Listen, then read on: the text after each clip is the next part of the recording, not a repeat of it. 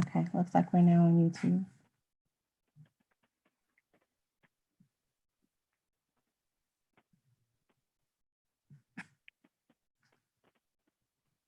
So I'm testing sound. It says we're now streaming on YouTube. Do we now have audio?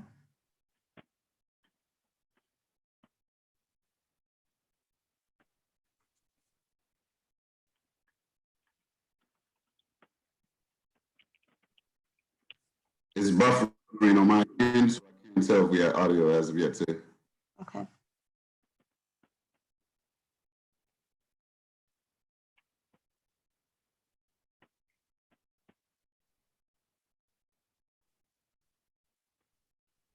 Unfortunately, this is a new stream, so it's not going to be the same stream that everyone was just on.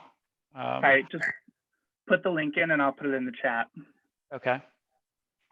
So if you could paste this into the chat and then everyone could join us over there.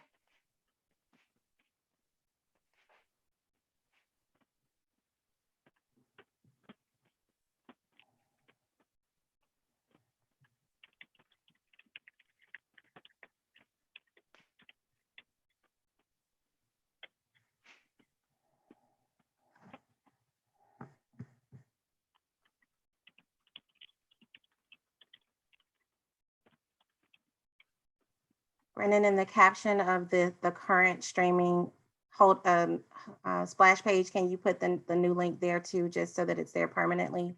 I can, yep. Okay, we're live on the other one now. Okay. And I've asked for that to be shared also on Facebook, on the Facebook event.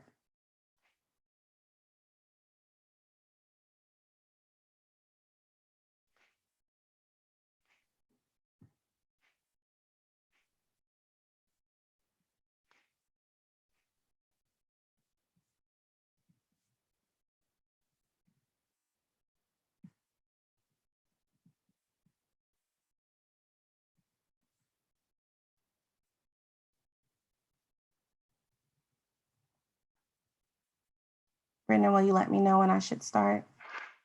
You're live on the other one. I'm not sure how many people are watching on the other one, but you're live. Okay.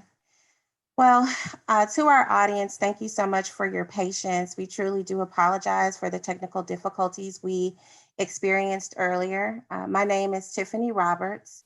I'm Community Engagement and Movement Building Counsel for the Southern Center for Human Rights. Southern Center for Human Rights is a nonprofit law firm committed to decriminalizing race and poverty. As a part of that plan, we have convened a coalition of over 50 criminal justice organizations with a similar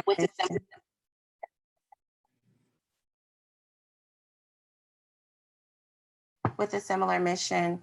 The Georgia Justice Reform Partnership has for 5 years convened, or actually more than 5 years, convened the state's only lobby day, specifically focusing on criminal legal reform issues.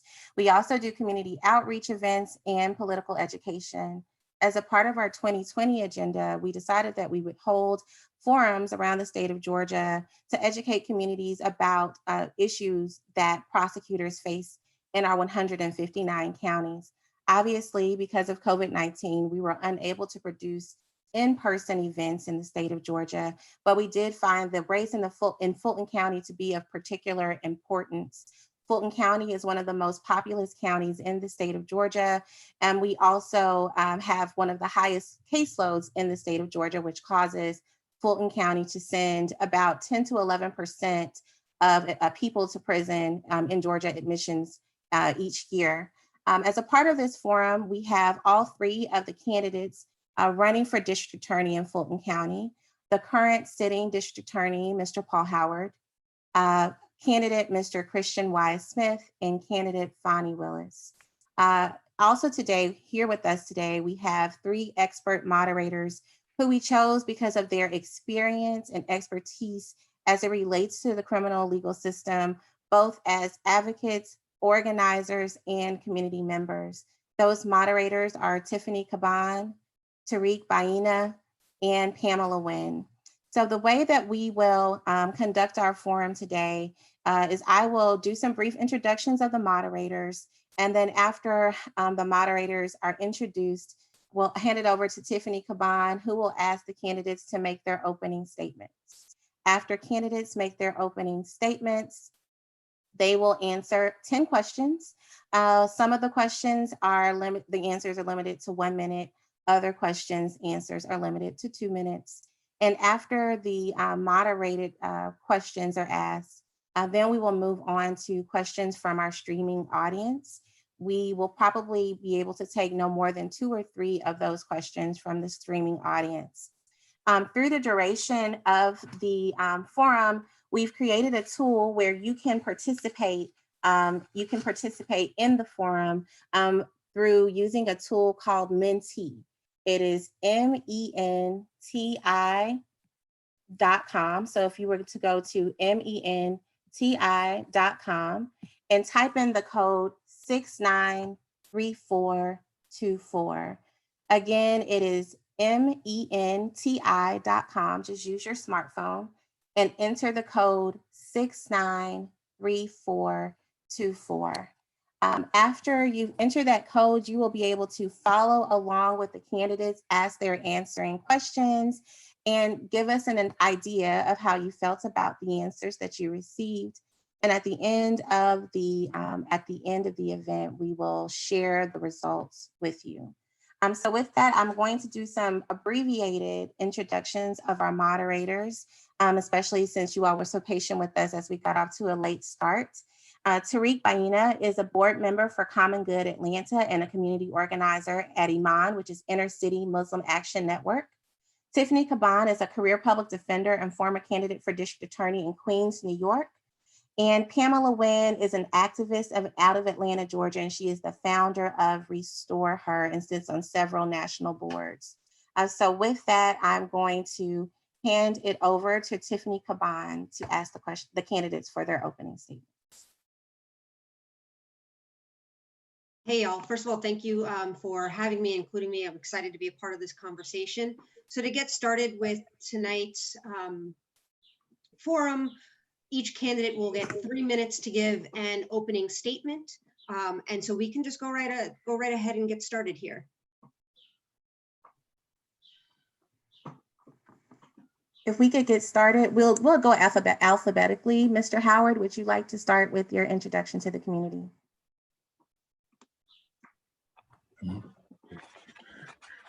Good evening. Thank you all for putting together this forum. My name is Paul Howard Jr. I am a 52-year resident of Fulton County, a graduate of Morehouse College and Emory University School of Law. I'm a career prosecutor. When I was 14 years old, I had the experience of sitting in a South Georgia courtroom and seeing 2 African-American men described by using the N-word. Even though I was only 14, I made the decision then that I wanted to make sure that this would not happen again to a man or woman in the state of Georgia. I decided to become a prosecutor to make sure that this change would occur. When I decided to run for district attorney in 1997, Fulton County was overrun with crime. In fact, Atlanta was known as the murder capital of the South. Many of the criminal justice experts said that the only way that this reduction could take place is that the Fulton County DA's office had to become more efficient, more competent, and more professional. Then I made the promise to you that I would work to stop the violence, because I realized in order for the reduction to take place, that Fulton County needed a district attorney who was dedicated to the goal of reducing violence. So I worked real hard to combine prosecuting the most violent offenders and working with strategies designed to turn young people against crime. And look what has happened as a result. Since I've been in office, violent crime has been reduced by 70%. And in fact, 6 of the Fulton County cities are now recognized as the safest cities among the top 50 in the state of Georgia. Crime reduction is not an automatic process. It's not easy, it's hard work. And one of the great examples is DeKalb County. Since I have been in office, DeKalb County, the number of homicides has increased by 78%. I'm running for re-election because I'm very proud of the achievements of our office. There are three things that I want to make sure that we continue to accomplish. One is focusing on violent gang activity. Secondly, to look at juvenile repeat offenders. And thirdly, to continue to create crime prevention programs and programs that provide second chances for deserving defendants. The Fulton DA's office is not broken. In fact, there is no one who does it better than the Fulton County DA's office. A 92% conviction rate, cutting the jail population by 50%. That is why more than 43 former assistant DAs from our office are now judges and elected officials all across the state. Please, I ask the voters to look at the facts and the record and not just to listen to the talk, because I think that if you listen to the facts, that what you'll see is that there's no one fairer and no one who will keep you safer than Paul Howard. Thank you all very much. Thank you, Mr. Howard. Now we'll move to Ms. Willis. I thought we were going in alphabetical order, but that is fine. Good evening. I want to thank all of the groups that came together tonight to put this forum together. I think it is just amazing that the groups took an interest in this particular race, because it is a very important race for the citizens, not just of Fulton County, but I would say the Southeast region, because that is the region that this office impacts and affects. My name is Fani Willis, and I've been a resident of Fulton County for the last 16 years. I reside here with my two daughters, and most recently since COVID, my father, who is a senior. The Fulton County District Attorney's Office is in fact broken. And those that deal regularly with the office will tell you that. And I am here because of how broken that office is and how much change is needed. God, through my life experiences and my professional experiences, has provided me all of the tools that I need to do what is needed for this community. I am a graduate of Howard University, where I graduated cum laude in December of 1992 after 3.5 years there, and Emory School of Law, which I graduated from in 1996. Since 1996, that is 24 years, I have been practicing law in the Fulton County community, and I have done so as a prosecutor, as a criminal defense attorney, and as a sitting chief judge for the city of South Fulton. I've tried well in excess of 100 criminal cases, 100 criminal murders, I would say, and other cases as well. Before becoming a DA, I was a solicitor, and so I tried hundreds of bench trials as well. After many, many, many rally cries from citizens from South Fulton County to North Fulton County to the city of Atlanta for me to run for office, because they recognized how broken the Fulton County District Attorney's Office was, I decided to put my hand in the ring so that we could make some changes. The job of the district attorney, no one should be confused on here. It is vital to our community.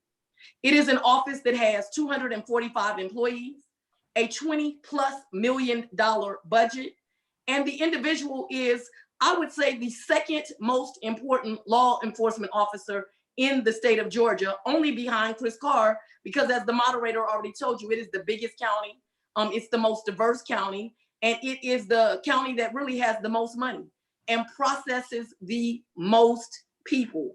And so when I say process, I mean people come there as victims, people come there as witnesses, and people come there as charged individuals, and they need to be treated fairly. I am asking that you look at my work experience as a defense attorney, as a judge, and as a prosecutor for 18 years, 16 of which were spent in that office, and choose me based on my ability to show compassion, which attorneys who have dealt with me as defense attorneys will tell you I have shown to their clients. Deal with me because my experience of being tough on those that commit violence in all of our communities, not just the richest, but the poorest among us. And choose me because integrity needs to be restored to that office. The community at whole has lost confidence in that office based on some of the things that are going on that we all know about. I am the only person on this ballot that possesses the experience that is needed to do the type of work that is needed, the integrity to do the kind of work that will give the community confidence in the office, and the compassion that is needed to make sure that victims who have been hurt by people will be treated fairly, but also those are charged. Mr. Howard speaks of a lot of programs, but words without deeds and actions that really help people, they're meaningless. It's time to put things into action and help the community. Thank you. My plan for the office is to bring integrity, innovation, and compassion back on day one.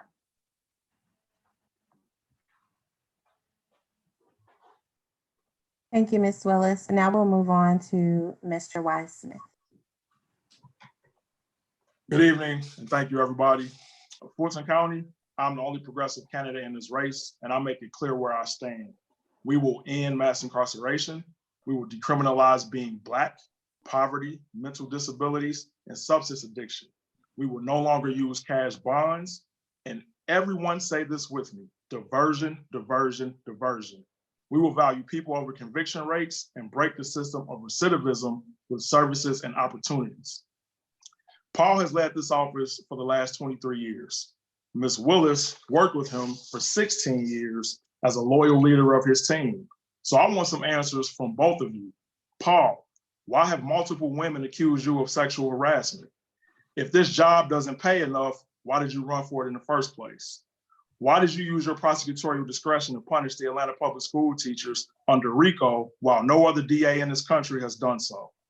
Now, Ms. Willis, you try to separate yourself from Paul, but you were one of his top soldiers for 16 years, right?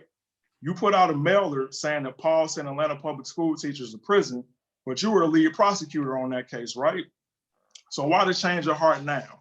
Why didn't you run for DA in 2016 or 2012? You ran for judge instead, right?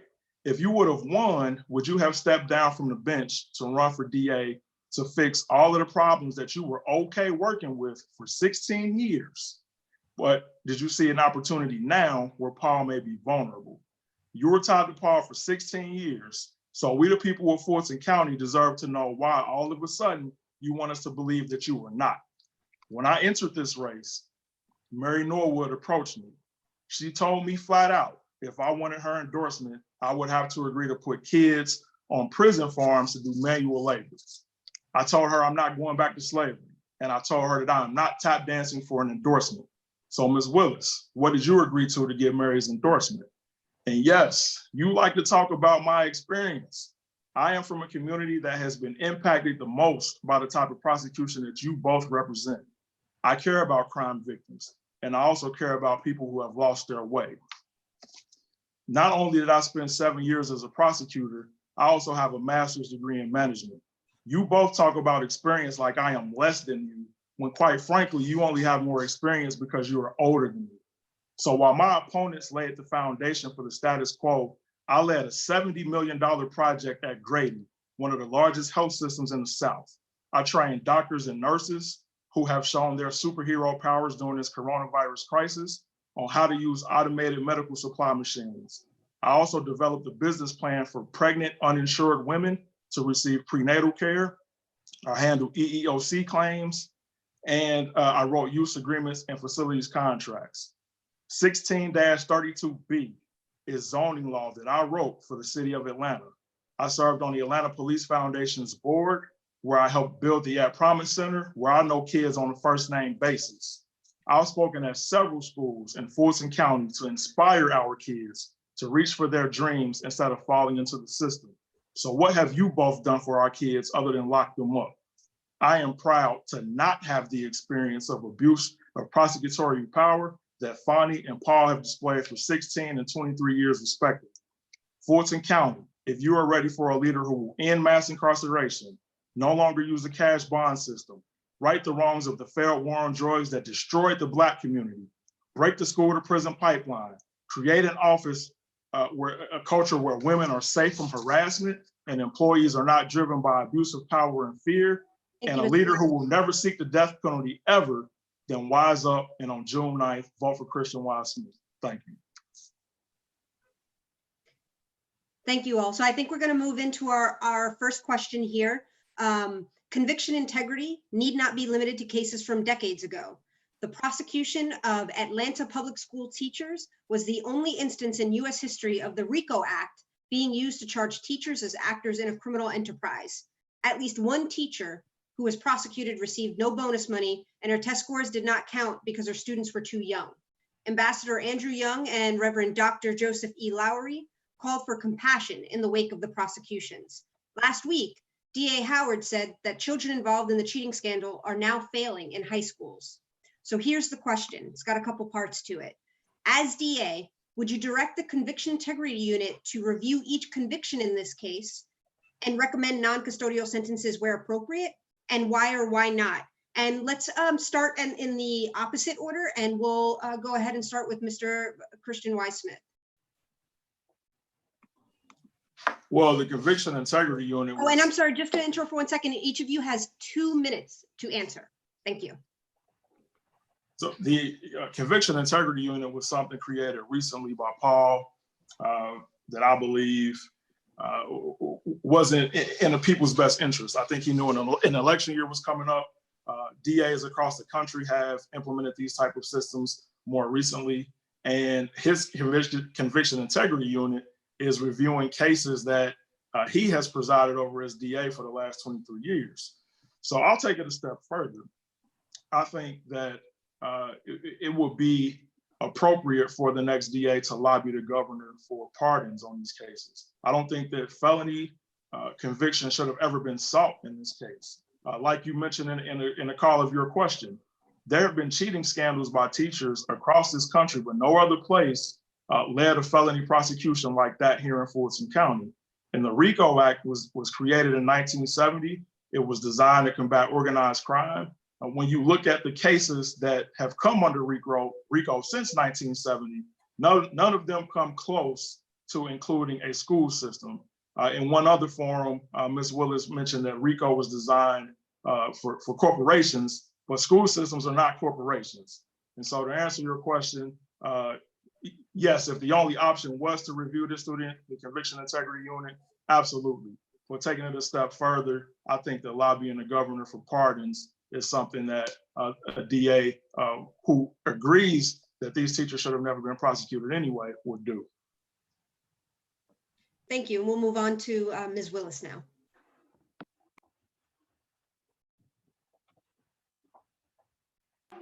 You have to unmute yourself. Doing that now. I think the form of your question is very interesting. It's interesting that you mentioned that one teacher, you based on her test scores and things, but if you're relying on the jury and that one acquittal, remember that 12 people were taken to trial.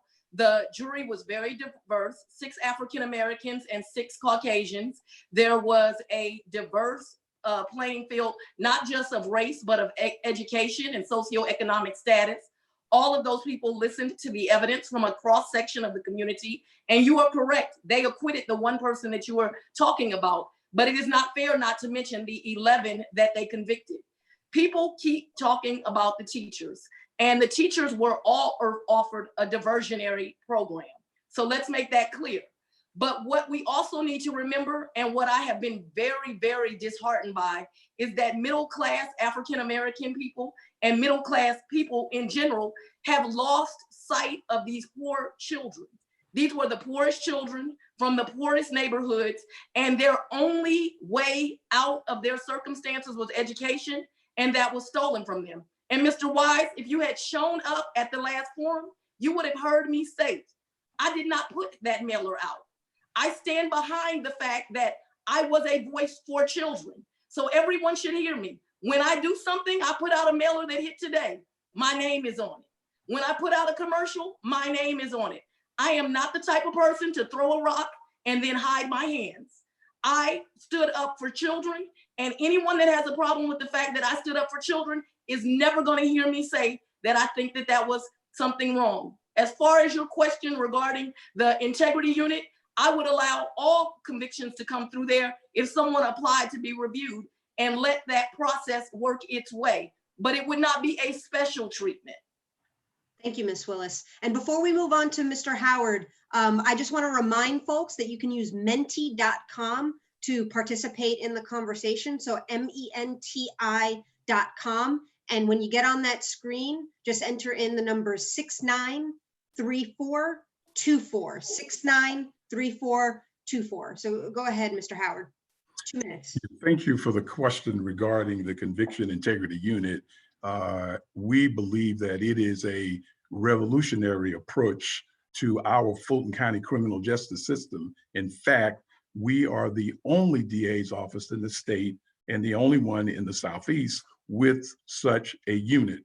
And Christian, I'd like to correct you. We are not just looking at cases that happened when I was the DA. In fact, the first person that was released through the Conviction Integrity Unit was someone who was convicted in 1991. So we're looking at all Fulton County convictions. And to answer your question regarding whether or not the teachers would get an opportunity to apply, we have set up a citizen review committee.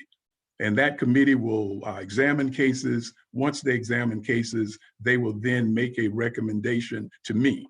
My feeling is that if I did not plan to listen to the Citizen Review Committee, it would have been no reason to put the committee together at all. So anyone who applies, no matter what the charge might be, we will keep the same purpose in mind, is to see whether or not the conviction was unjust or whether or not the sentence was unjust. Because my feeling is that someone who is innocent, someone who is serving an unjust sentence should not spend one moment in prison. I'd like to go back to the teacher's case. And one of the things that I regret is after it is over, apparently we should have done a much better job of explaining to people exactly what we were doing and exactly what the outcome meant. The charge the RICO charge that was used in this case, and I've heard so many people misdescribe it as a charge that was intended for the mafia. That is not the reason that the statute was in fact put together. In fact, as I've mentioned before, it's been a long time since the mafia has been tried by anybody in any state, and particularly for this law. The reason that we used the RICO statute is so that we could try them together. And we did. But one of the things that happened in this case, and I think it was revolutionary, even after they were convicted, we still offered each one of the defendants diversion. We did not intend for— Time is up. Thank you for your answer. So good evening, respective candidates. DA Howard, at a forum last week hosted by the Justice Collaborative, you stated that the population of Fulton County Jail, which is currently approximately 2,300, should be no more than 1,000. In March of this year, the Fulton County Public Defender filed a habeas corpus petition on behalf of over 200 of their clients who were too poor to afford bail and were therefore potentially exposed to COVID-19. Fulton County has worked with the public defender for some releases, but still lags behind counties such as Cobb and Gwinnett. Right now, despite the reduction in the Fulton County jail population since the beginning of March, poverty is still the contributing factor to the overpopulation at the Fulton County Jail. Sheriffs and DAs across the state have worked.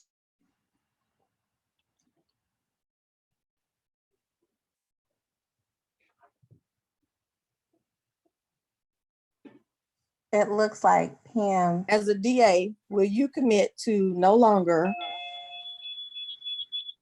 I'm sorry, did I cut out?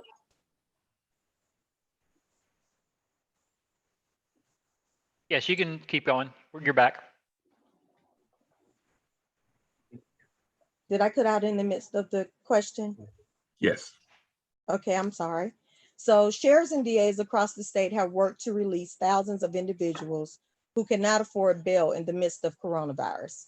As DA, will you commit to no longer seeking the pretrial jailing of those who during this pandemic you have acknowledged should not be jailed? Each of you will have 2 minutes to answer the question. I would like for you to start with a yes or no answer and then explain why yes or no. Yes, we in fact wrote a letter to each of the police chiefs in our county asking them to limit the number of people that they brought to the jail during the pandemic. We asked them to reserve jail participation for the most violent defendants and defendants who were involved with domestic violence incidents. Otherwise, we asked them not to bring them to the jail. To this point, we have already recommended some 523 inmates for release. The number was 2876. It is now around 2,300 people in the Fulton County Jail.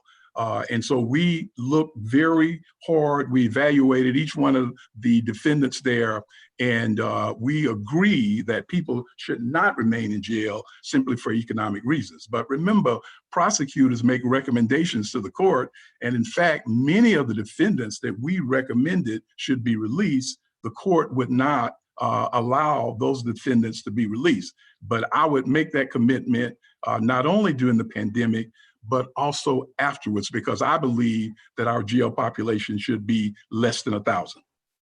Thank you. Next. Mr. Wiseman. Me? Oh, okay. Yes, ma'am. So to answer your question is yes. I have been preaching since the day I started this campaign that I want to end cash bail. That system has disproportionately discriminated against the Black and brown communities and poor communities and families. And what we've seen happen through this system is it actually plays into recidivism and repeat offenders, as we know now. Because if somebody is sitting in jail simply because they can't afford to buy their way out pre-trial, then they are at risk for losing employment. And once you lose employment, then you're at risk for losing housing. And once you lose both of those things, when you finally get out, too often people resort back to criminal activity just to survive. So the system has been disproportionately discriminatory for decades, and I am committed to ending the cash bail system. I've said that from day one. It's on a platform on my website, and even when this coronavirus crisis broke out, I was the first candidate to make that public, that this is one of the reasons why we should get rid of cash bail, because now you have so many people at risk in the jail of contracting this virus and also spreading it to the Fulton County jail employees who we all see out at the grocery store and every other place we go. So yes, I am committed to no longer recommending cash bonds as DA. Thank you, Mr. Wiseman. Ms. Willis? Yes, to answer the question, yes, I am committed. I think if things were being done properly at the district attorney's office in the way that cases were handled and received in, and if they were evaluated properly, you would not have found the jail in the condition it was, and you wouldn't have had this scramble at the time that the pandemic started. I don't know how many of the people that are listening are aware, but when the pandemic actually started, I had clients that were at the Fulton County Jail because I'm currently a defense attorney, and they were literally sleeping in canoe boats because that is how overcrowded the jail was. My suggestion is that if we did things properly, if people were put into my pre-indictment diversion program that I plan to start, if people were put into the right courts, meaning the accountability courts that were there for them, and if cases were properly evaluated, some people would not get charged, and of course some people would get charged, and all of that would alleviate the jail overcrowding. And so the simple question is yes. Also, since I hope I have a little bit of time left in this question, I made You have 1 minute. Thank you. In my colleague's opening, he mentioned something about children in slavery.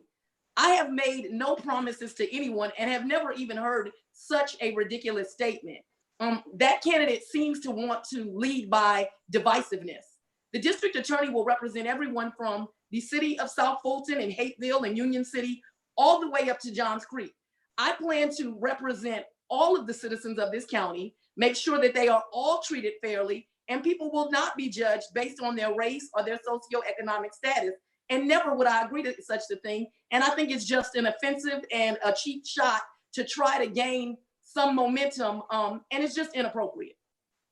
Thank you, Ms. Willis. Can I respond to that? May I have the opportunity to respond to that? Mr. Wildsmith, I would ask you to reserve your response for your closing, if that's okay. Okay. All right, thank you. You're welcome. So my next question, you each will have 3 minutes to answer. Though the state of Georgia is 60% white and 32% Black, our prison population is 60% Black and 35% white. One of the reasons for these disparities is the well-known war on drugs. National data reflects that Black and white people use and sell drugs at roughly the same rate. However, Black people are prosecuted for drug possession and distribution disproportionately. Further, with the exception of possession of marijuana less than 1 ounce, offense that reduces a person's access to employment, housing, and other vital resources. As Fulton County District Attorney, would you continue to prosecute people for drug possession? And this, again, this is yes or no, and why or why not? And the second part of the question is, how would you educate your staff and law enforcement about these disparities and changes in policy related to them? And we can start with Ms. Willis. Yes. I think the first part of you, I'm going to start with the last part of your question because I think it's the most important. One of the things that the DeKalb District Attorney does, and a lot of district attorneys around the country, is they have what is called basically racial sensitivity training and implicit bias training. That will become a part of a requirement for everyone on my staff, not just the lawyers, but the lawyers, the investigators, the legal assistants alike. And so that is one thing I will do regarding training to make sure that these implicit biases don't show up when we are charging. As far as will those cases be charged, there will be some possession cases charged. And one of the reasons for that is for people to get the benefit of the accountability court, so the drug court, so they can get help with their problems, the charging will be required. That does not mean that we will pursue that case to conviction, but I am a firm believer that as long as somebody is suffering from an addiction that is a sickness, that you are going to continue to see them in the criminal justice system, and we have to be a part of curing that ill so that they can get on the road to recovery and on the road to becoming a productive member of the society. That's one, not abusing their own bodies, but also not committing thefts and hurting the community at large. Thank you, Ms. Willis. Mr. Howard, and I apologize, it's not 3 minutes for the question, it's 1 minute. That should happen in our country is, I think that there should be a national law that clarifies the arrest for possession of marijuana. We should just outlaw it all over the country. It is so confusing for anyone as you go from state to state. I think that that would be a big start to clarify the problem. I am hoping that this group and others will look at what is actually causing this problem of disparity of race, because I think it goes further than just drug offenses, but it is actually a question that is faced by our economy. As we've looked at this problem from jurisdiction to jurisdiction, what becomes apparent is that the difference between the gap in arrest is actually contributed by the average family take-home income. If you live in a community where the average take-home income is high, then the crime rate for that community, whether you're Black or white, is much different. It could be made between cities like Seattle and Atlanta. In Seattle, where the average take-home pay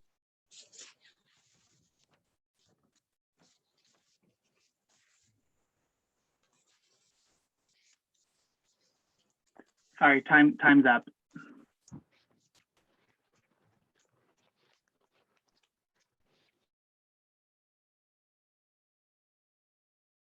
Okay.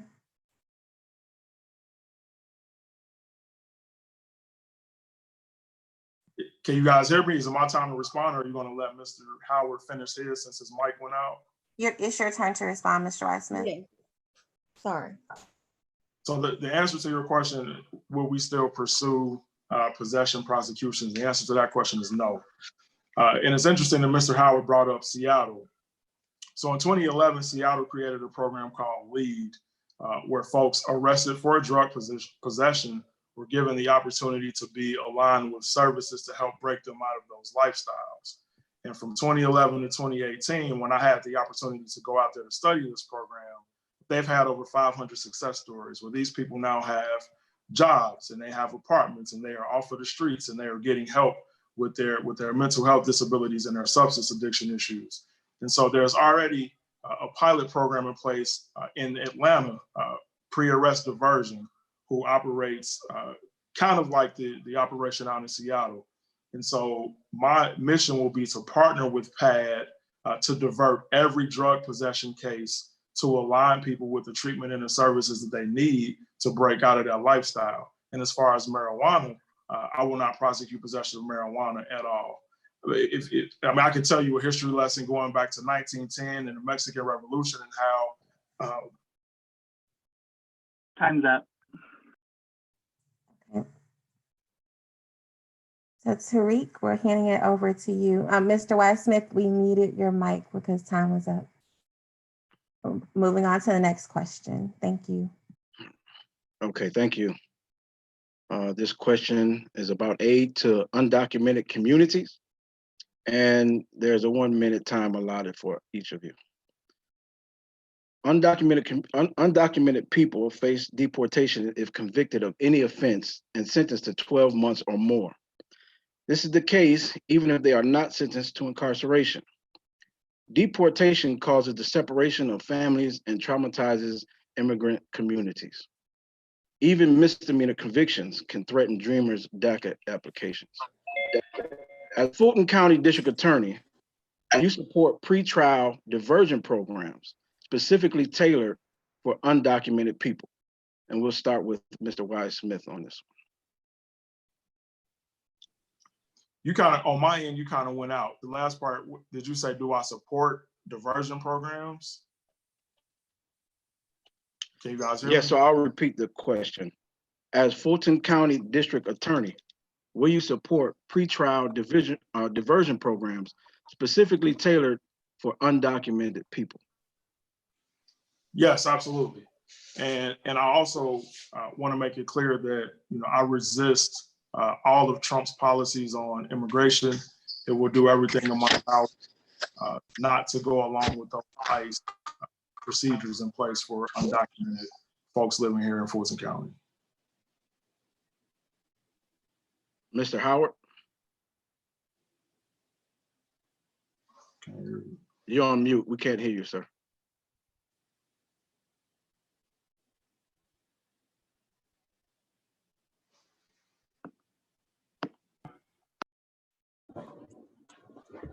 I don't think they can hear me. You're good now. Can you hear me now? Yes. Yeah, what I was saying is that I am, as an American, truly offended by the rhetoric and the programs that the president has attempted to implement in this country, directed clearly to discriminate against people of color, and particularly undocumented citizens. I believe that what we must do is to continue policies which make it clear that our criminal justice system is there to support undocumented community members, and that we are not arresting them or singling them out for deportation. And I'm in favor of putting together any kinds of program, whereas it might be diversion or otherwise, that would give them an opportunity to continue to serve as productive citizens in our community and in this country. Thank you. And Ms. Willis?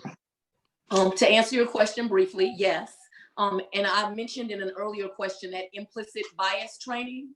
I think what you're really referring to are collateral damages and people being insensitive to what the collateral damage of a plea could be of a undocumented person. And so, yes, we would have implicit bias training to that. And absolutely, they would be allowed to be in diversion programs, and that collateral consequence that may be unintended because someone is not thinking about it would be part of the training, so that I can make sure that my staff is aware of it and that we don't do something harmful that is unnecessarily harmful and an unnecessary punishment and unintended.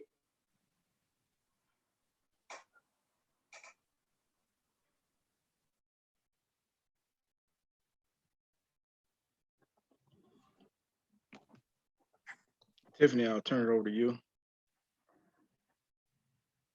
Thank you. So before we get into our next question, I want to remind the candidates that you have a minute each to answer. The killing of Ahmaud Arbery in Brunswick, Georgia, and subsequent recusals of DAs Jackie Johnson and George Barnahill have brought the issue of prosecutorial misconduct to the national spotlight. I also just want to take a moment to say the names of Breonna Taylor and George Floyd, also murdered at the hands of state-sanctioned violence, and stand in solidarity for the movement for Black Lives. But going into our question, given the historical context of state-sanctioned violence and vigilante attacks on Black people in the United States, and the systemic failure to properly address this behavior, would you support the passage of a state bill that would create a commission to hold district attorneys accountable by independently overseeing and investigating misconduct? Why or why not? And we can start with Ms. Willis on this one. 1 minute. Absolutely.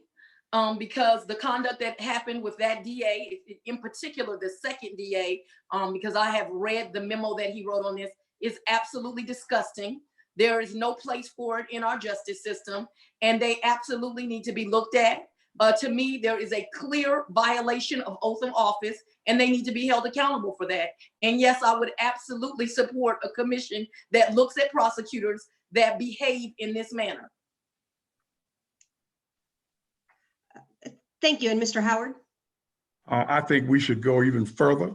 I think that there should be some law put in place. I'm somewhat suspicious of a commission, or whether or not what they do would be enforceable. The prosecutors for many years have sat by and allowed these crimes to happen. They've never apologized for all of their invisible conduct in the past. And I would not only favor a commission, but my thought is that it should be much stronger. I would favor some law that allowed for some review with some of the work done by prosecutors. Yes. Christian Weiss-Smith. Yes, I agree that this needs to happen today. I think that our justice system is deeply rooted in racism. And thankfully, because of technology, we're now starting to see this, even though we've known that it's happened throughout time. It just wasn't visible because we didn't have cell phones and the technology that we have several years ago. So I'm absolutely in favor of prosecutors being held accountable to ensure that we no longer turn a blind eye to the racial discrimination that happens against Black and brown people.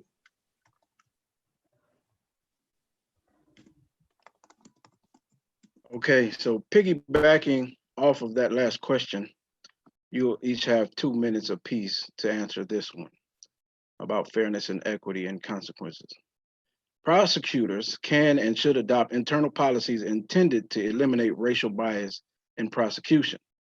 This requires the acknowledgement of systemic factors that cause Black, brown, and poor communities to be over-policed and over-prosecuted.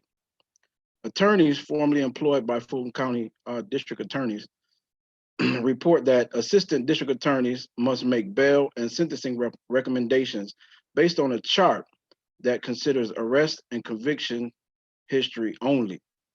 Attorneys who deviate from the chart may only do so with written supervisor approval. The office reported that in 2018, judges went below prosecutor sentencing recommendations in 65% of the cases. I'll repeat that. Judges went below prosecutor sentencing recommendations in 65% of the cases, which kind of suggests that prosecutors are actually are either asking for the maximum sentence or sentencing that is well beyond what is fair and equitable. What is your experience with these charts? And as DA, will you continue this practice? If not, how would you empower your staff to make decisions based solely on the facts of each individual case? And we'll start with Ms. Willis. Hi, I am aware of the charts that you discussed. As far as how I would make the staff able to be empowered, as you say, one problem with that district attorney's office, I mentioned that it is broken. There is a literal 90% turnover rate in the office because of the environment there. What happens as a result of that is you constantly are in a stream of inexperienced lawyers that don't really have the knowledge base to properly evaluate a case. Once I am the DA, we're going to attract back talent that is both past defense experience and past prosecutorial experience, so they'll be able to properly evaluate the case. And that is going to start from case intake all the way up to the conclusion, because you're absolutely right. Cases should not be looked at as some chart or some number program. They should not be looked at as widgets, but all of the circumstances surrounding the case should be considered. And that is from the time you charge the case to a prosecutorial recommendation that is made to the court. And so one way is by keeping qualified staff. Now the DA likes to play this numbers game and say, oh, I've got 90% there. But you know daggone well that you keep losing people, keep having to replace people, and that there is more than half of your staff walking out of that office every year. If you're able to keep quality in there that can do the work, they would obviously be able to have the discretion because they would have the experience and they could evaluate the cases properly and make proper recommendations based on individual cases. Thank you. And Mr. Wise-Smith. It's interesting to hear Ms. Willis talk about an office that is broken and so toxic when she was there and the supervisor and the leader in that office for 16 years. So I'm curious to know, again, like I mentioned in my opening, why this change of heart now, Ms. Willis, when you were a part of this very system for over a decade. And so, yes, in my year and a half there, I experienced those charts. And that system right now is driven by conviction by any means necessary. The system doesn't use its resources and tools to figure out ways to break people out of the system of recidivism. It doesn't figure out tools to help people live better lives. So that's what the theme of my campaign and the core of my campaign is about, people over conviction rates, is let's reprioritize and shift our resources to partner with community service providers, to get people treatment, to get people opportunities. I'm not elected yet, and I already have 2 partnerships in place with local companies that will create a 20-week-long diversion program teaching folks a job skill. And at the end of this 20-week-long diversion program, they are offered entry-level jobs. That's how we break this cycle of racism and discrimination and over-sentencing and overcharging, is by creating opportunities and getting off of this hamster wheel that these 2 have been a part of for 16 and 23 years. Thank you. And finally, Mr. Howard. I wanted to point out that what Ms. Willis has said about the DA's office, about the 90% turnover, is just absolutely untrue. And as a citizen, I would not vote for someone who would express such an inaccurate statement about the DA's office. In fact, you'd wonder how we could even operate when the turnover was at the rate that she suggests. One of the things you might notice that what my opponents don't talk about is our record of achievement, the 70% reduction in crime, half of the jail population being released. How could you do that when the office, as Ms. Willis describes it, is broken? That's because it's not broken. What you're talking about, the charts, is actually a sentencing guideline. Sentencing guidelines used by most DAs. The reason that I put it in place in Fulton County is because when they didn't have a sentencing guideline, I had lawyers who sometimes would sentence people and give them a sentence because they attended Georgia Tech.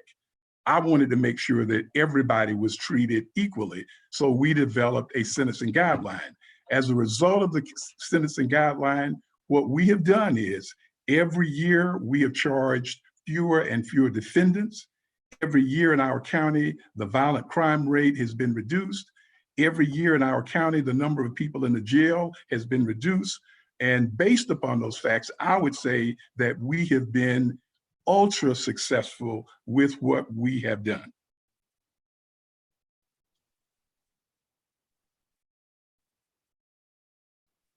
Thank you. Pamela?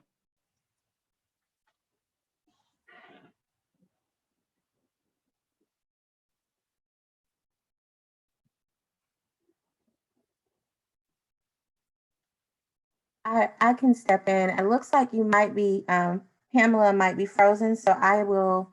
You ready? Are you able? Yes, Mr. Howard? Yes, I thought I was. Can you hear me? I can hear you now. We didn't get a question though, Pam. Okay. I'll go ahead. I'll ask the question. Let's see. All right. Okay. Oh, are you back? Georgia's current HIV criminalization law. Am I good now? No.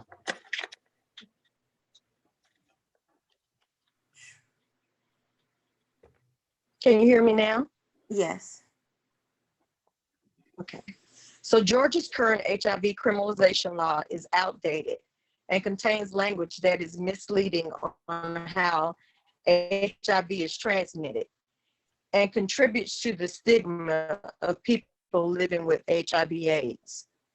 A recent report from the Center of HIV Law and Policy notes, quote, Georgia's application of its aggravated assault statute continues to prosecute people living with HIV for acts that at best have only a remote possibility of transmitting HIV, unquote. Will you commit to a moratorium on all HIV-based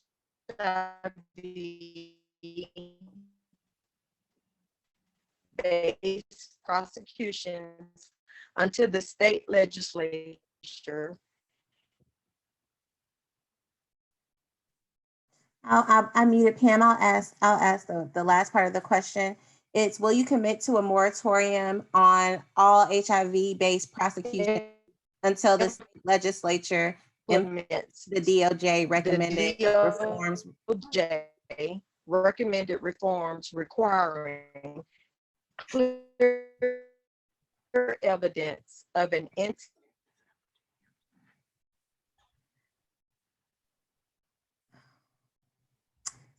So, Tiffany, yeah. can you hear me? Yes, I can. I think I've got the gist of the question. And let me tell you, I think that it is a law that should be declared unconstitutional. I've said it before. I think it was written during the AIDS scare when people had a totally different understanding about the disease. It's a disease that people contract not voluntarily. And so I don't see how you can punish someone for a disease that they did not ask to contract in the first place. So my vote is that it ought to be declared unconstitutional. We will not enforce it in the Fulton DA's office. Thank you, Mr. Howard. Mr. Wise-Smith? From what I could hear of the question, it was. Would you like me to repeat it? No, I think I got enough of it. Okay. My answer is yes, I would support a moratorium. Ms. Willis?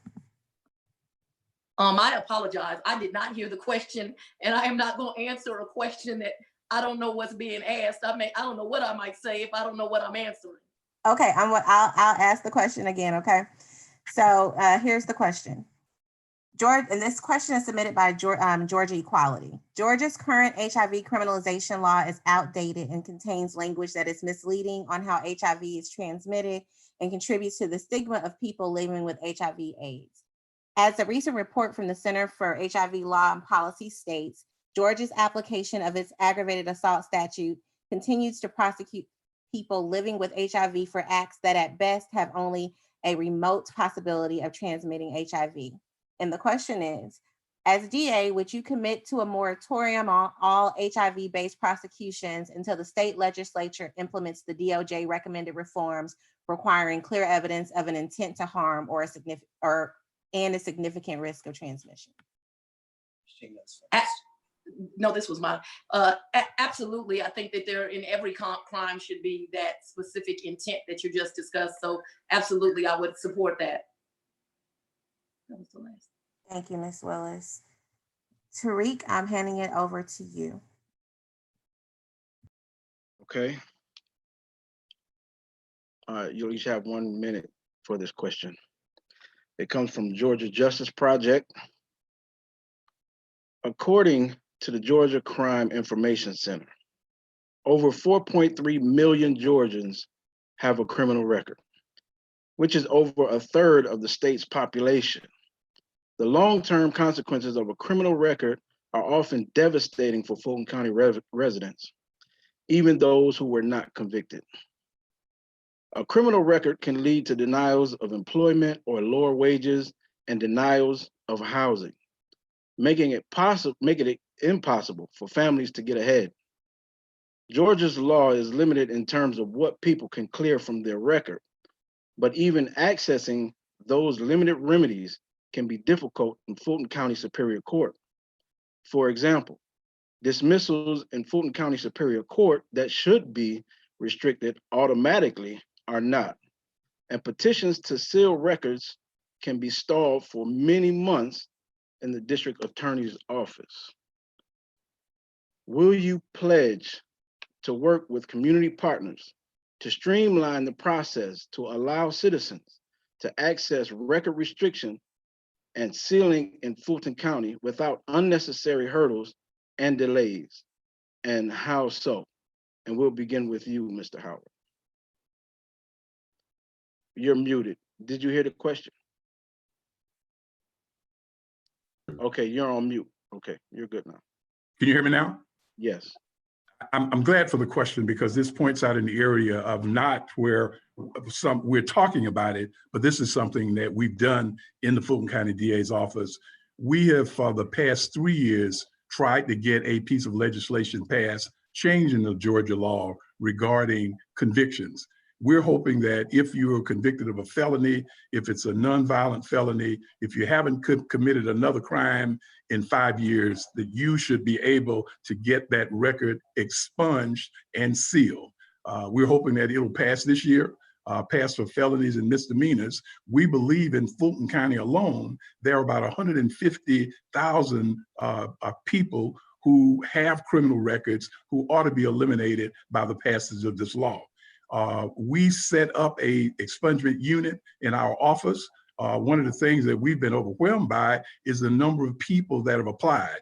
We have now refined our system. We're able to do this online, and now we can process those applications within a 30-year period.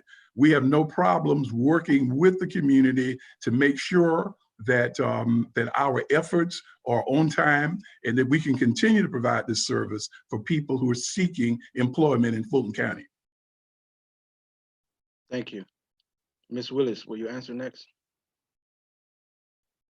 Yes, sir. Absolutely. I agree with you. I think that it should be streamlined. One thing I've mentioned several times is the pre-indictment diversion program.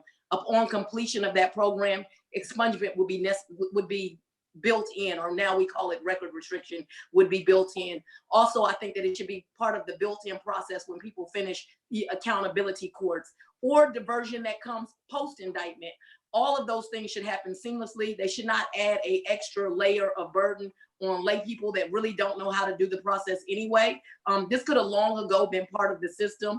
I would put in the adequate staff. There's just not enough people that are tasked to that. And it's very important. It impacts some of the things you mentioned, but it also impacts the ability to get student loans and a lot of different things that impact people's future. And so, yes, I think that is a very important thing to do. And nobody should be held accountable or have a record for something they weren't even convicted of. But as you say, they do have that arrest record. So that needs to become just part of the standard practice of the office. Thank you. And lastly, Mr. Wiseman. Yes, sir. I am absolutely committed to that. And I am committed to working with community resource providers like the ACLU, like the Justice Collaborative, people who have already taken an interest in making sure that we streamline this to be a better process, to make sure that people aren't jammed up, to make sure that people aren't being unnecessarily prolonging employment and housing opportunities and educational opportunities. There, it even goes beyond that. There are some car loans that they'll run your background check and they might not lend to you, and home loans and other things that we've seen throughout history just negatively impact people. So that's a part of the justice system. That is a part of our job as ministers of justice, is making sure that once people have paid their debt and served their time, we want to make sure that they don't come back into contact with the justice system. So making sure that records are restricted, or especially if there was no conviction, we definitely need to put more effort into that. We need a better staff for that. And we also need to improve the technology in the Fulton DA's office. The technology there hasn't been improved in several years. And so that plays into the backlog of cases. That plays into the backlog of applications for people seeking record restriction. And so we need to improve all of those areas. Thank you. And Tiffany, I'll pass it to you now. Thank you. The studies show that charging children as adults fails to advance public safety. In fact, children prosecuted in the adult system are deprived of resources that children need to be successful. From January to April 2020 alone, the Georgia Department of Corrections reports that Fulton County sent 26 to Georgia prisons. That means Fulton County has been responsible for 11.5% of children sent to prison. Children's brains don't stop developing until the age of 25. The frontal lobe, which is responsible for consequential thinking, is one of the last parts of the brain to be fully formed. Still, Georgia automatically charges every 17-year-old accused of a crime as an adult.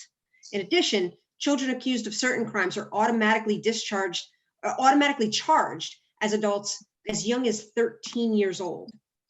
So as district attorney, would you publicly support legislation that would raise the age of criminal liability in Georgia? And how would you decrease the number of children charged as adults by your office? We'll start with you, Mr. Christian Weissmith. And you have, hang on one sec, you have 1 minute to answer. Go ahead. So do I support legislation raising the age to 18? Yes, ma'am.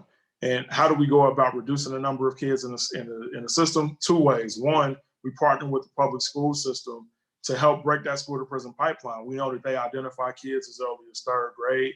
And the system right now, we set our kids up for failure. We don't do enough to engage with our kids in positive non-enforcement ways. So I'm committed to doing that as DA. And then secondly, it's all about prosecutorial discretion. So having that power as a prosecutor, when you really take a fine-tooth comb through every case and treat each case like its own case, a lot of times we might find that some of these cases were overcharged, and these kids might not have needed to be charged as adults because of the discretion that the DA has. We can do more to ensure that we're really treating our kids like kids and starting to partner with all of the resource providers who help our kids stay kids, whether it be mental health counselors or centers like the At Promise Center, to make sure we're doing everything for our kids to keep them out of the adult justice system. Thank you, Mr. Weissmith. We're going to move on to Ms. Willis. Hi, I've spoken on this many times. One thing is you have to make sure that people receive a quality education. People that did not receive a quality education, whose education was stolen from them, they typically drop out in 10th grade and they are more likely to become charged with crimes and involved in criminal activity. So he is absolutely right. And that's why I stand by supporting the children that were harmed in the case that we mentioned earlier.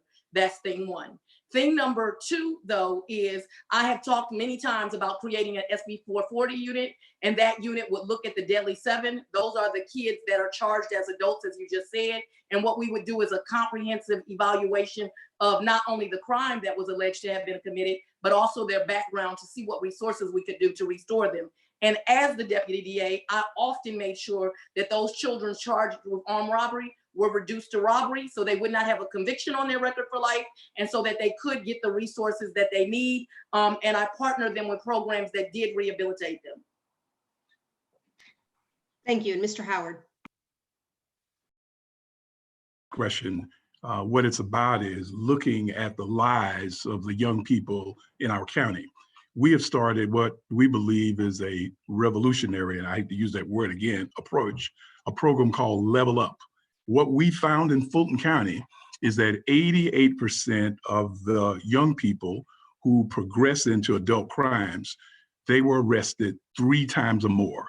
So what we have done is to start a program with the public defender, with the At Promise Center, with the Atlanta Public School System and the Fulton County School System to significantly intervene in cases where children have been arrested 3 times or more. Once we start to stop that progression of crimes, what we expect to see is fewer children being charged with adults. I believe the answer is to look at the child and to look at the family rather than to just say that this is a matter of prosecutorial discretion, because the prosecutorial discretion does not change the family situation of the child. Thank you. So we're going to move on to the next question. This one about indigent defense.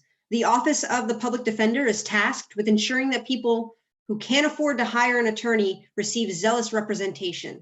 Within the last decade, attorneys from the Office of the Fulton County Public Defender filed a lawsuit just to be paid the same as their counterparts in the DA's office. And earlier this month, the Fulton County Sheriff evicted the public defender from their offices in the jail without any explanation. All too often, public defenders are treated as second-class attorneys, and certainly the people that they represent deserve better in that sense. As district attorney, you have the power to stand up for public defenders and the right to counsel. Would you publicly oppose budget cuts to the Office of the Public Defender at the state and county levels? And also beyond that, would you support public defenders being better able to provide the kinds of defenses that the people they represent deserve? And we'll start with Ms. Willis on this question. Yes. I don't know that it needs more of an answer than that. I've always felt that the cases that are the best cases are where the defendant has adequate representation. And so, yes, I would stand up for the public defender having the resources that they need to have an adequate defense. I think as a prosecutor, it is incumbent upon us to make sure that they do have an adequate defense, so that when you get to the end of the case, if they have done whatever they were accused of doing, and they are convicted of it, that conviction stands. And that can't be fair and that can't be adequate unless the public defender has the resources they need. And Mr. Christian Y. Smith, you have 1 minute. Yes, I support that wholeheartedly. I've been very vocal in speaking out against Governor Kemp reducing the public defender budget. The scales shouldn't be tipped in favor of prosecution. The scale should be balanced. People deserve the right to fair representation, and the public defenders deserve to have the same resources that the district attorneys have. The resources and the scale should not be tipped in our favor. That is not justice for anybody. So I agree wholeheartedly that PDs should be, respected more. A lot of times PDs don't get the respect that they deserve, in my opinion. They are just as important to the justice system as prosecutors are. And I have already been vocal in terms of lobbying that, and will continue to do so.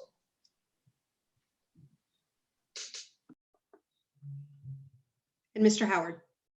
The system does not work well without outstanding public defenders. I think that there's something that we should do in Fulton County. As you've heard me say many times, I recommend that our jail population should be reduced to less than 1,000. I believe that by doing that, we could save somewhere in the neighborhood of $30 million. I believe that part of that money should be used to pay public defenders. We've worked very closely with the public defenders in Fulton County. In fact, we have been ousted from our parking spots at the jail as well by the sheriff. So I guess we some way are brothers in that respect. But there is no good system without outstanding public defenders.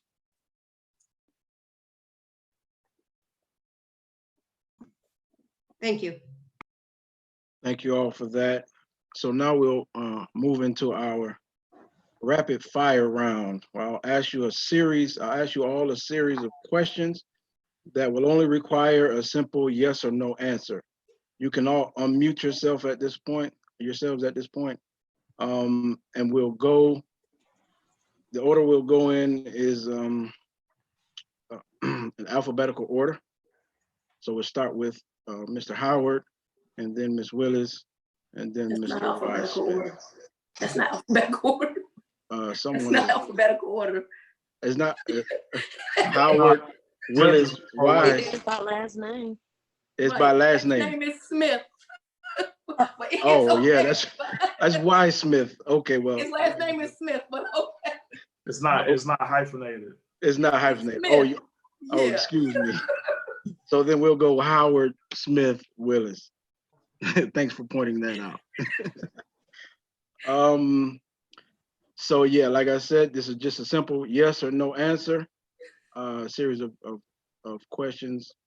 No need for an elaborate response. All right. First question. Will you commit to work with partners to decrease the population of the Fulton County Jail to 1,000? Yes. Yes. Yes. Will you commit to support the decriminalization of drug possession? Yes. Yes. No, not in all circumstances. Will you commit to refuse to seek the death penalty? Yes. Yes. Yes. Will you commit to oppose the seizure of assets of those not convicted of crimes? Yes. Yes. Yes. Yes. Will you commit to oppose the seizure of assets not related to the crime charged? Yes. Yes. Yeah. Okay. And lastly, will you commit to conduct monthly listening sessions with the community to hear about urgent needs and recommendations? Yes. Yes. Yes. Thank you all. I guess we're going to move into our audience questions now.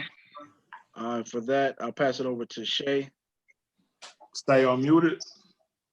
No, I'd ask you to remute yourself. Thank you. I just want to give a shout out to everyone who's in our chat.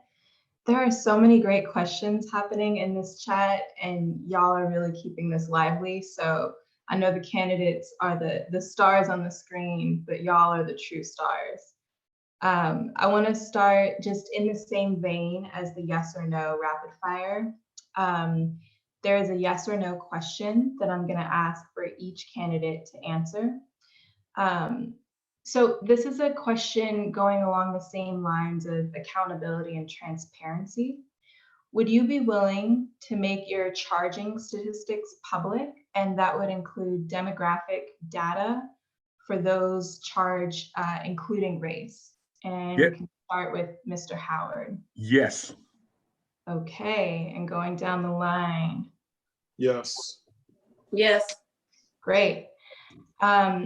This next question is for Mr. Howard. Mr. Howard, you say that you support the Fulton County jail population dropping to under 1,000 people.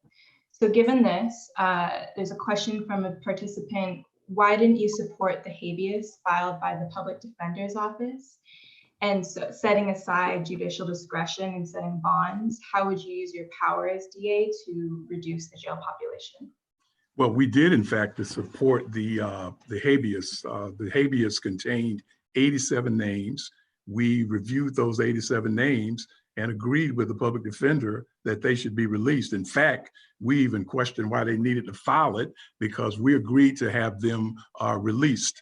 One of the things that we must do in Fulton County is that our judges must put into effect a case processing standard, which requires that a case is disposed of within a certain amount of time. When that standard is put into place, our jail population will drop below 1,000. Thank you, Mr. Howard. And again, there were so many great questions in the chat, and for the sake of time, we had to whittle them down. So I'm going to end with one last question. This is for each candidate, but I'm going to go ahead and say a minute each so that we're not too over time. So this is a question about recidivism, and each of you touched on it earlier when we talked about mental health issues, but this question is specific to how would you as DA prevent recidivism, specifically around some of the root causes of recidivism, which we know are mental health issues and drug issues. So again, the question is, how would you prosecute those with mental health issues and drug addiction? And what strategies would you use to address the root causes of recidivism? And we can go ahead and start with Mr. Howard. I don't think that people who are mentally ill or with psychological problems should remain in our jail. We set up accountability court to make sure that we can handle those cases. The county needs to do a better job.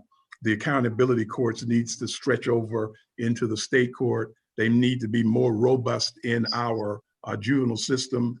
I believe if we're going to really start talking about recidivism, what our whole system has to do is to focus upon the families of defendants.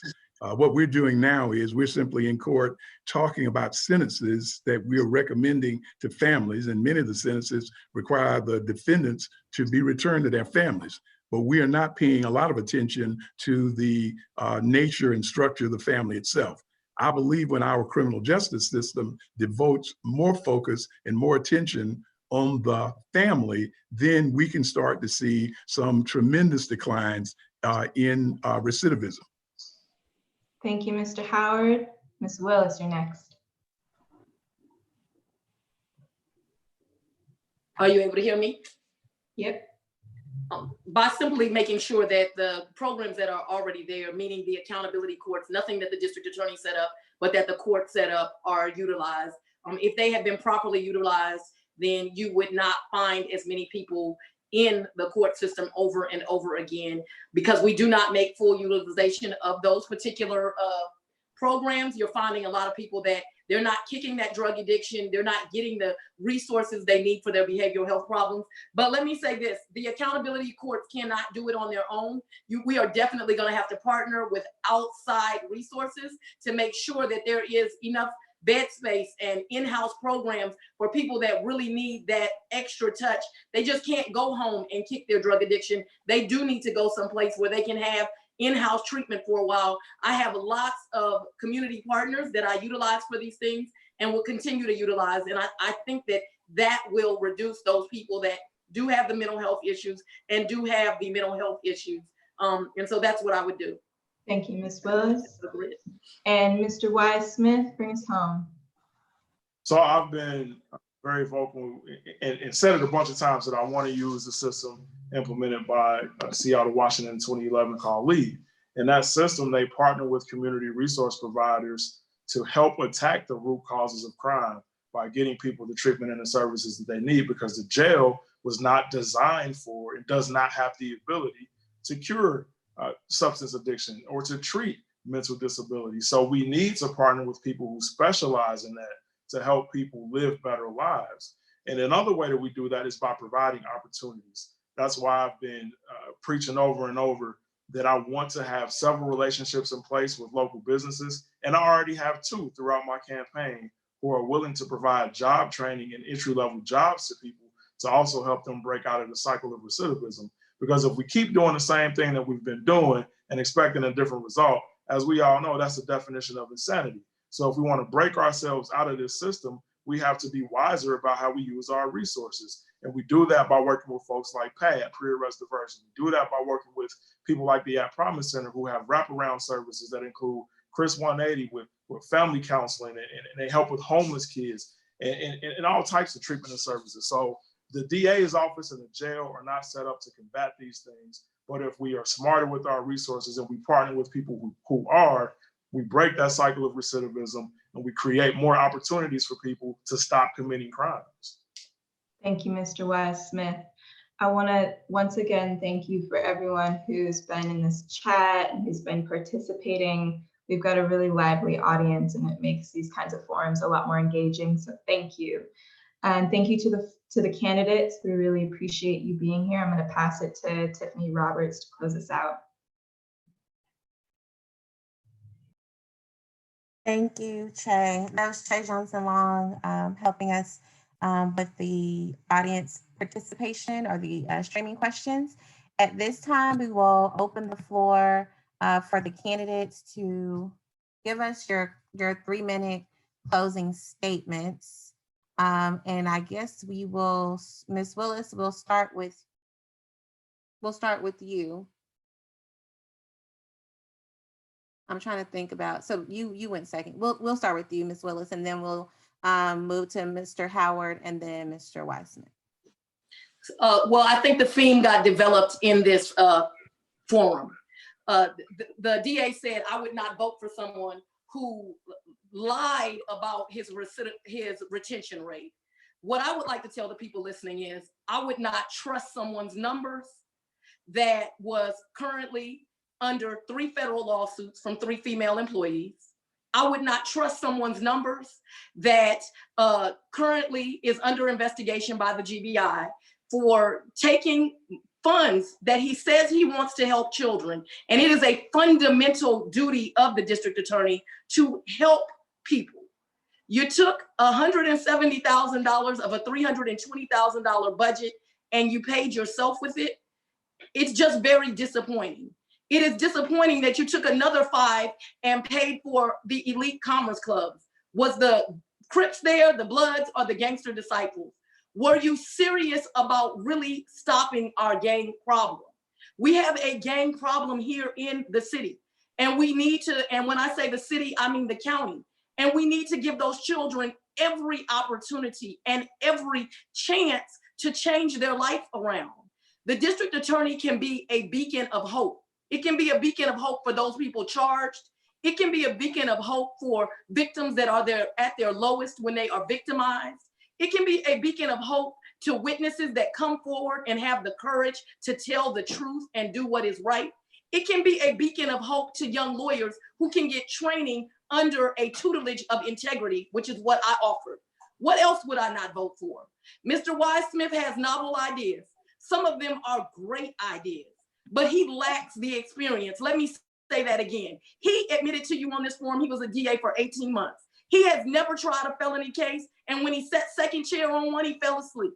How is somebody gonna be asleep at the wheel and do the job that is needed? This is the job needed of a surgeon with experience. And I am that surgeon with experience. I come with the experience you need to know the resources my office will need to, one, divert people into programs, to make sure that those are violent, removed from our society. And he simply just does not have it. You need someone with integrity so the community can come to you and believe in you, and so that you can attract talent. How will you attract talent to an office under this kind of cloud? You can't do it. More importantly, I would not vote for someone as a citizen in Fulton County that I would be very concerned was going to get charged and removed and replaced by the governor. It will be the governor's responsibility to replace a DA if they are under this thing. There's no excuse for it. I'm not going to make excuses for it, and I'm not going to apologize for saying it. So why should you vote for Fani Willis? I have 24 years of experience. It has all been served in criminal justice. I have served as a defense attorney, and on the forfeiture issue, I just went against some real dirty cops in Clayton and got my client back $150,000. I have represented people charged with homicide, and I have prosecuted and stood proudly for families. I make no apologies for representing children who could not represent themselves. I ask you to vote on June 9th for someone who has the courage to do what's right, not what's popular. And I plan to do what's right as your next DA. I plan to do it with compassion for those that are charged. I plan to help young kids on the wrong path. And I plan to bring justice to victims. And I am asking that on June 9th, 2020, or if you go early, that you vote for someone that can give you innovation, integrity, experience, and compassion. And the reality is, neither one of these men can. So the right person for the job, the right man for a job is a woman. Please vote Fani Willis, DA, June 9th, 2020.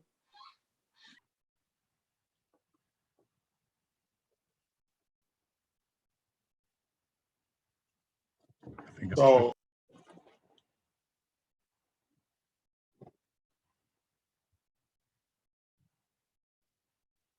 You're muted, Christian. You're muted. Unmute yourself.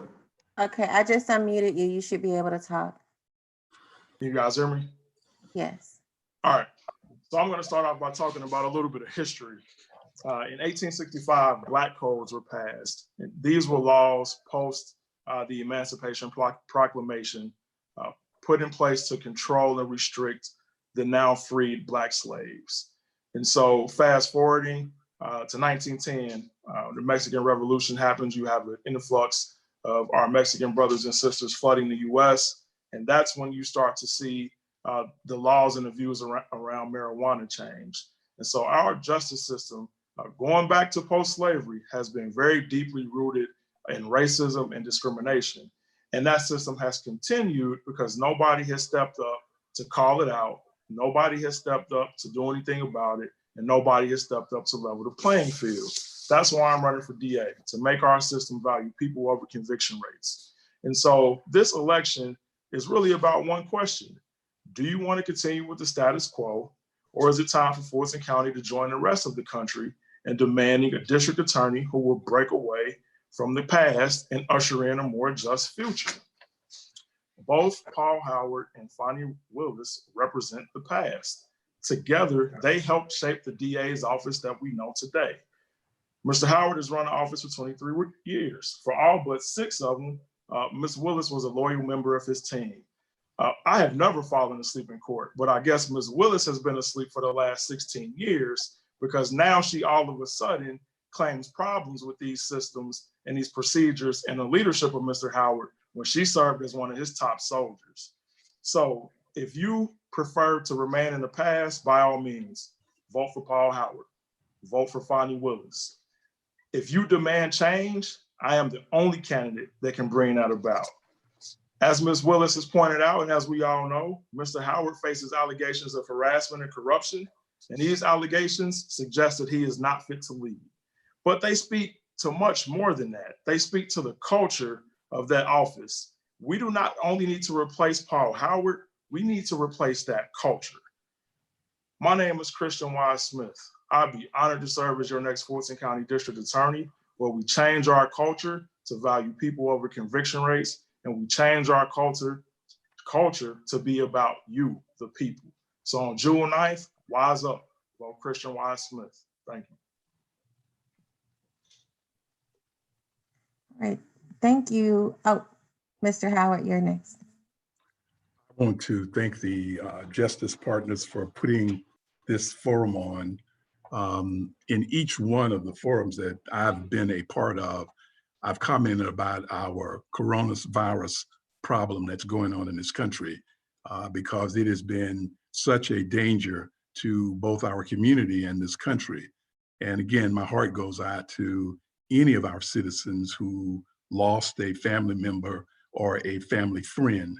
One of the things I do believe that all of us will agree that maybe if we had better leadership, if it had been more experienced and more prepared, then maybe some of our outcomes would have been different. That is what I offer. I offer experienced, innovative leadership. I want to ask the audience to kind of listen to what has been going on with the back and forth allegations between my two opponents. I don't wish to take part in it. I personally think it's kind of childish, particularly when people are running for an office as important as the DA's office. I would like to tell you that I've been in office for 27 years, 4 years as Solicitor General, 23 years as the district attorney. And I would ask people to just kind of ask themselves a question. Well, I wonder why is it that all of a sudden during this election season that we now start to see allegations against Mr. Howard? I'm reminded of something that has happened throughout our history with people like Dr. King, and I'm not comparing myself to Dr. King, but always allegations were placed against him. They called his wife, tried to get him to commit suicide. And so this is something that has gone on in our community before. And I can tell you with those allegations, whatever process they take, I can tell you that I will be fully exonerated. I would like for the voters to do this one thing, is to take a sheet of paper and list just 3 accomplishments made by the DA's office: the 70% reduction in crime, the halving of the jail population. And another thing that we've done, we didn't talk about it here in this forum, but with respect to police shootings, we've prosecuted 22 cases involving police officers, more than any other DA's office in the United States. So I would have to say people need to come up to us. But look what has happened. When I was elected, in any given year, 15 to 20 African-American men were killed by the police. The average now is 2. That's bad, but it's a lot better than it was before. But also, on average, 1 policeman was killed per year. We have not had an Atlanta police officer to get killed since 2005, 15 years. Those achievements that were done by the Fulton DA's office, I would ask you to look at the achievements from my opponents, because what you'll see is they are just talking, and the balance sheet would be clearly in our favor. Ladies and gentlemen, you know, people said to me, well, Mr. Howard, you know, maybe you've been in office too long, but, you know, one of my opponents was in the office with me for 16 years. There is something going on in this election, though, I think people should pay attention to. We now have Republicans openly talking about stealing Democratic ballots so that they can determine the outcome of a Democratic election for one of our opponents. I don't think that's fair. I don't think that's what the people of Fulton County want. If you want to be safe and you want to be treated fair, then I think you ought to vote for Paul Howard. Thank you very much.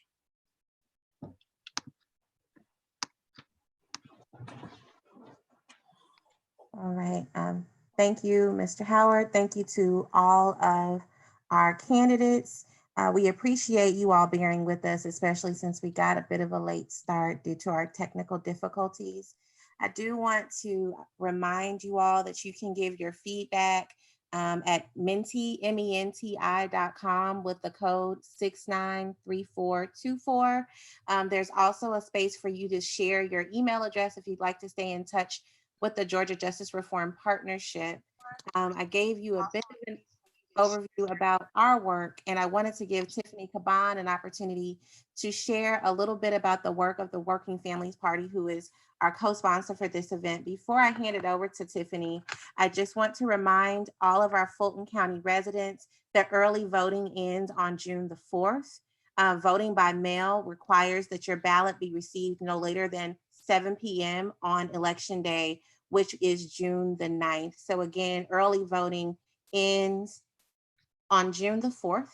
And if you are voting by mail because of these sort of precarious circumstances that we have here because of COVID-19, your ballot needs to be received no later than June 9th at 7 p.m. Georgia does not regulate postmarks. So with that, thank you again for joining us. Please visit menti.com, which is with the code 693424. You can learn more about our political education events for community at www.justiceday365.com. And our co-sponsor, Working Families Party, can be found at workingfamilies.org. With that, I will turn it over to Tiffany Caban to close us out. Thank you so much, Tiffany. First of all, the Working Families Party is a grassroots multiracial party of working people coming together across our differences to make our nation work for the many, not the few. We are electing the next generation of transformational leaders and building durable, independent, progressive power in communities across the country. I work within our Criminal Justice Initiative, and we are focused on recruiting, training, and electing progressive prosecutors committed to doing their part in ending racialized mass incarceration, decriminalizing poverty, mental health issues, and substance use disorder. We're proud to have worked to help elect District Attorneys Chesa Boudin, Larry Krasner, Kim Fox, all who continue to do their part in shrinking the criminal legal system. If you're interested in getting involved with the Working Families Party, please feel free to text WFP to 738-674. So that's text WFP to 738-674. And I'm going to leave you with this. There is literally no more powerful of a local elected official than your district attorney. So please, please make sure you get the information that you need to make an informed decision and get out and vote. Thank you all. Okay. With that, I thank you all for being with us today. Please stay in touch with us. To again, Mr. Howard, Ms. Willis, and Mr. Wise Smith, thank you for your generosity with your time. Thank you for your generosity with your honesty with these with respect to these questions. And we hope that you feel that this was a valuable opportunity to engage voters who are already involved in the business of transforming Fulton County. Thanks so much. Bye-bye. Good night.